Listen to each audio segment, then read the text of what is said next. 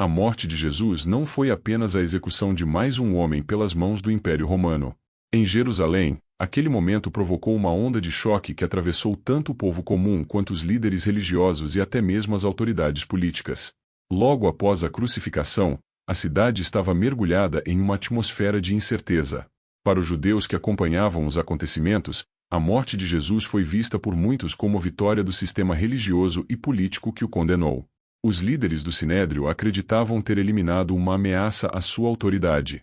Afinal, Jesus desafiava abertamente a hipocrisia de seus costumes e atraía multidões com uma mensagem que falava de amor, perdão e justiça, algo que escapava do controle daqueles que dominavam o templo. Mas, para o povo que havia presenciado seus milagres, suas palavras e sua compaixão, a crucificação foi um golpe devastador. Muitos esperavam que ele fosse o Messias que libertaria Israel do domínio romano. A imagem do Messias guerreiro, que traria vitória política e militar, ainda era muito forte na mentalidade daquele tempo. E, ao vê-lo morrer como um criminoso, pregado em uma cruz, surgiu o sentimento de frustração, dor e até descrença. Como poderia o rei dos judeus terminar daquela forma? Roma, por outro lado, tratou o acontecimento como mais uma execução entre tantas. Para o império, Jesus era apenas mais um agitador que poderia inspirar revoltas e comprometer a ordem. Pilatos lavou as mãos, literalmente, como se quisesse mostrar que a responsabilidade não era dele, mas sim das autoridades judaicas que pressionaram pela condenação. Ainda assim, a crucificação de Jesus não foi um simples ato administrativo. Ela foi um espetáculo público de poder, uma demonstração de força de Roma, mostrando a todos o que acontecia com aqueles que desafiavam sua autoridade. Enquanto isso, os seguidores mais próximos de Jesus estavam mergulhados em um abismo de medo e incerteza. Os discípulos se esconderam, temendo serem os próximos a serem presos e mortos. Alguns, como Pedro, carregavam o peso da culpa e da negação. Outros simplesmente não sabiam o que fazer. Era como se a luz que guiava seus passos tivesse sido apagada de repente. E, no meio desse caos, começaram a surgir rumores. O véu do templo se rasgou, sinais sobrenaturais foram relatados, e muitos passaram a se questionar se a morte daquele homem não tinha, de fato, um significado muito maior do que parecia. Jerusalém, uma cidade já marcada por tensões religiosas e políticas, agora carregava também uma inquietação espiritual. Esse foi o impacto imediato da morte de Jesus. De um lado, a aparente vitória dos poderes da época, de outro, o início silencioso de uma transformação que ninguém poderia imaginar. Se no momento da crucificação os discípulos estavam fragilizados, dispersos e com medo, os dias que se seguiram se tornaram um divisor de águas em suas vidas. A morte de Jesus representava, a princípio, o fim de um sonho. Aqueles homens haviam deixado tudo para segui-lo: família, profissão, estabilidade. Acreditavam que ele era o Messias prometido, e de repente se viam sozinhos, perseguidos e confusos. Imagine a cena: um pequeno grupo escondido em casas simples de Jerusalém, em silêncio, temendo cada batida na porta. Eles sabiam que os líderes religiosos podiam mandar prendê-los a qualquer momento. O medo era tão grande que alguns sequer saíam às ruas. Pedro, em especial, carregava o peso de ter negado Jesus 3 vezes. Para ele, a dor era dupla. Além da perda do mestre, havia vergonha de ter falhado no momento mais crítico. Mas foi justamente nesse ambiente de medo e incerteza que algo extraordinário começou a acontecer. As notícias da ressurreição se espalharam entre eles. Primeiro, relatos de mulheres que foram ao túmulo e o encontraram vazio. Depois, testemunhos de encontros pessoais com o próprio Cristo ressuscitado. Esses episódios transformaram por completo a percepção dos discípulos. De homens covardes e escondidos, eles se tornaram líderes corajosos, prontos para enfrentar prisões, perseguições e até a morte. Pedro, aquele que havia negado Jesus, passou a discursar em público com ousadia, anunciando que Cristo estava vivo. Seu discurso no dia de Pentecostes, diante de milhares de pessoas, marcou o nascimento de uma nova fase. O movimento que antes era apenas um grupo pequeno e desorientado se transformava em uma comunidade crescente, cheia de fé e propósito. Outro exemplo marcante é o de Saulo de Tarso, mais conhecido como Paulo. No início, ele era um perseguidor implacável dos seguidores de Jesus. Sua missão era caçá-los, prendê-los e eliminá-los. Mas após sua experiência pessoal com Cristo no caminho de Damasco, ele se converteu em um dos maiores divulgadores do cristianismo. Nenhum outro discípulo viajou tanto, pregou tanto e escreveu tanto quanto Paulo. Sua transformação é uma prova viva do poder daquela mensagem. Esse período foi marcado por uma virada radical. Os discípulos deixaram de ser seguidores com medo da cruz para se tornarem testemunhas vivas da ressurreição. E essa mudança não foi apenas pessoal. Ela alterou o curso da história. A coragem dos discípulos inspirou outras pessoas a se juntarem a eles, mesmo sabendo dos riscos. E, quanto mais Roma tentava sufocar aquele movimento nascente, mais ele se espalhava. O que antes parecia o fim, tornou-se o início de uma nova era. Os discípulos, transformados pela fé, carregaram a mensagem de Jesus para além de Jerusalém, e o mundo nunca mais seria o mesmo. A expansão da mensagem de Jesus rapidamente colocou os seus seguidores em rota de colisão com a maior potência da época, o Império Romano. Para entender esse conflito, precisamos lembrar que Roma não era apenas um império político, era também um sistema religioso. O imperador não era visto somente como um governante, mas como uma figura semidivina, alguém digno de adoração. Os cristãos, porém, se recusavam a se curvar diante de qualquer outro nome que não fosse o de Cristo. Para eles, Jesus é o Senhor não era apenas uma frase de fé, mas uma declaração ousada e perigosa, que afrontava diretamente a autoridade de César. Dizer isso em público equivalia a desafiar o coração do poder romano. Roma, no início, não levou os cristãos muito a sério. Pareciam apenas mais uma seita judaica entre tantas que existiam na região. Mas à medida que o movimento crescia e ganhava força, a postura mudou. Os governadores e oficiais começaram a ver naquela nova fé uma ameaça à estabilidade social e política. Foi assim que surgiram as primeiras perseguições. Os cristãos eram acusados de ateísmo, porque não cultuavam os deuses romanos.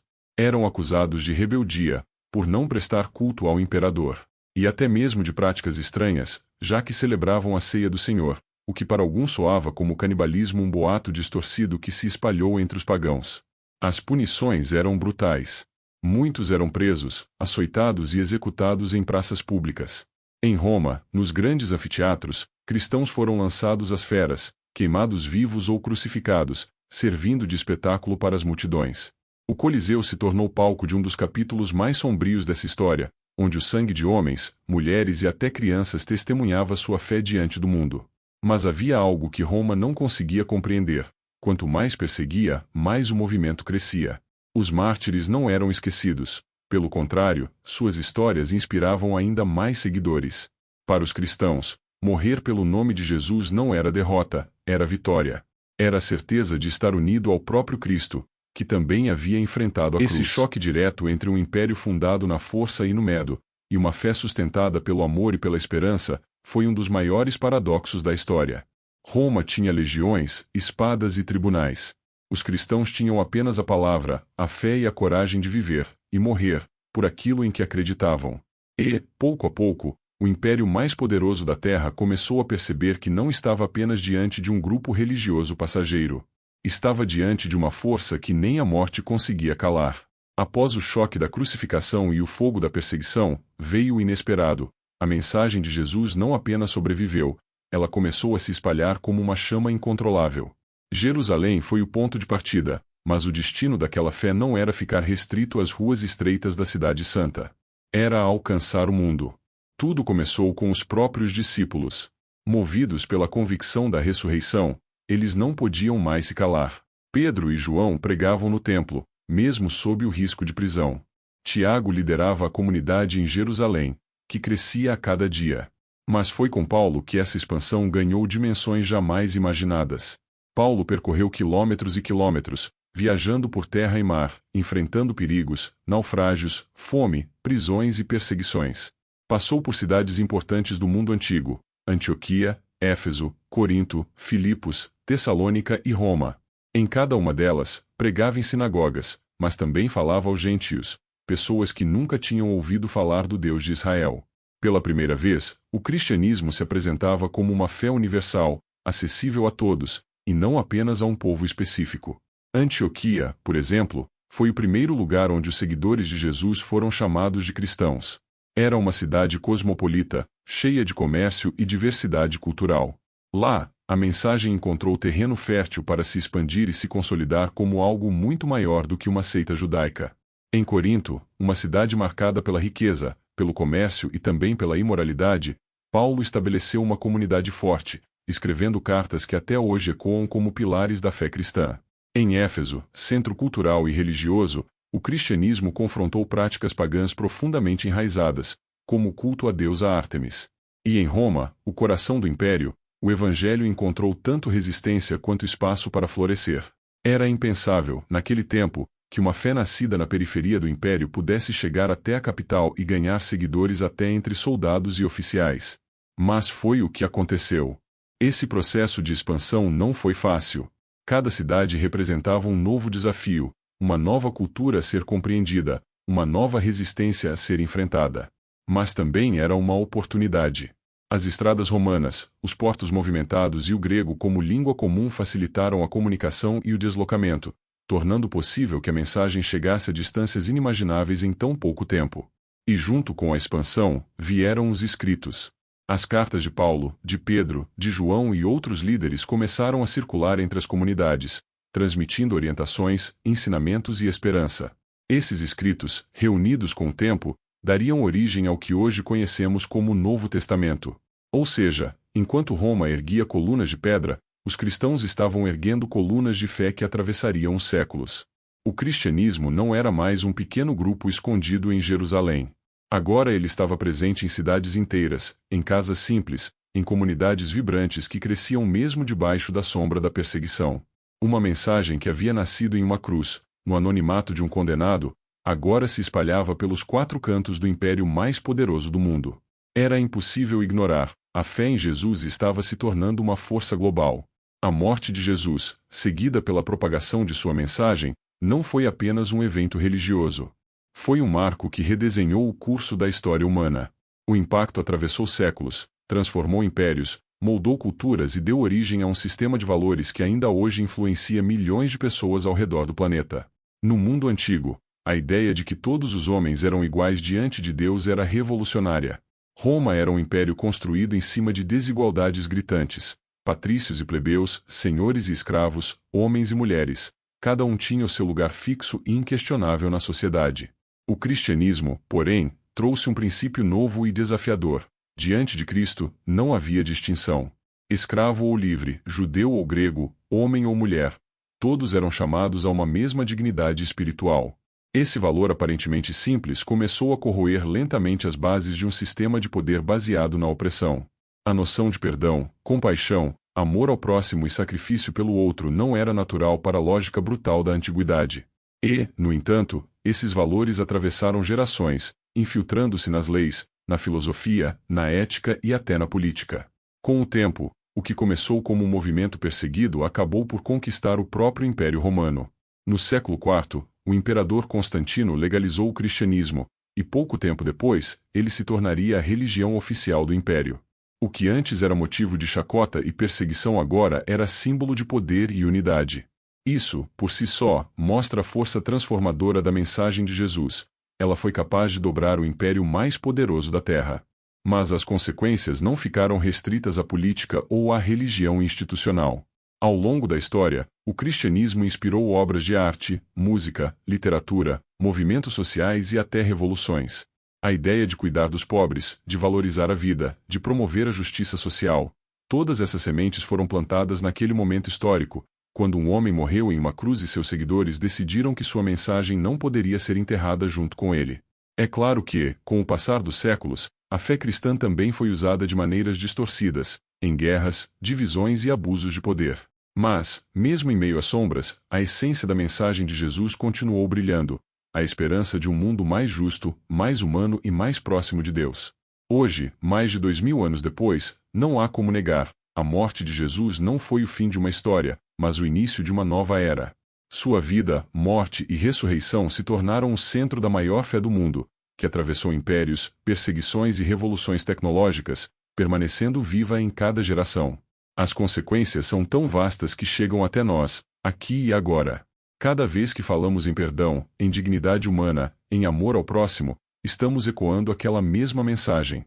A cruz, que antes era símbolo de vergonha e derrota, se transformou em símbolo universal de esperança e vitória. O futuro da humanidade foi, sem dúvida, marcado para sempre pelo que aconteceu naquela sexta-feira em Jerusalém. A morte de Jesus não foi apenas o fim trágico de um homem injustamente condenado.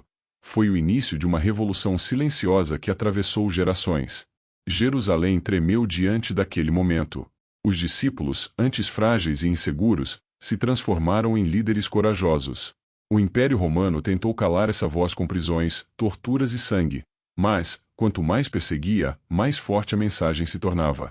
De cidade em cidade, de cultura em cultura, essa fé se espalhou. Conquistou corações, transformou valores e se tornou uma das maiores forças da história. Hoje, 2000 anos depois, ainda falamos sobre aquele dia na cruz. Ainda refletimos sobre as consequências que mudaram não apenas o rumo da religião, mas o próprio curso da humanidade. E agora, eu te pergunto, o que esse legado significa para você? Como a história de Jesus continua impactando a sua vida e a sua visão de mundo? Escreve aqui nos comentários, porque eu quero muito saber a sua opinião. Se esse vídeo trouxe clareza, reflexão ou até despertou algo dentro de você, deixa o like, se inscreve no canal e ativa o sininho para não perder nenhum conteúdo. E olha só, já tem mais um vídeo aparecendo aí na tela agora mesmo, e eu tenho certeza que você vai gostar. Clica e continua essa jornada comigo. Muito obrigado por assistir até aqui, e até a próxima.